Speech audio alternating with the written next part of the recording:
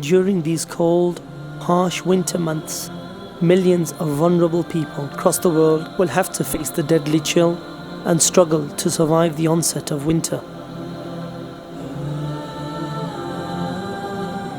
Whether that is through a lack of food, water, warm clothing, or adequate shelter, women, children and the elderly will be some of the most vulnerable victims of these harsh winter conditions.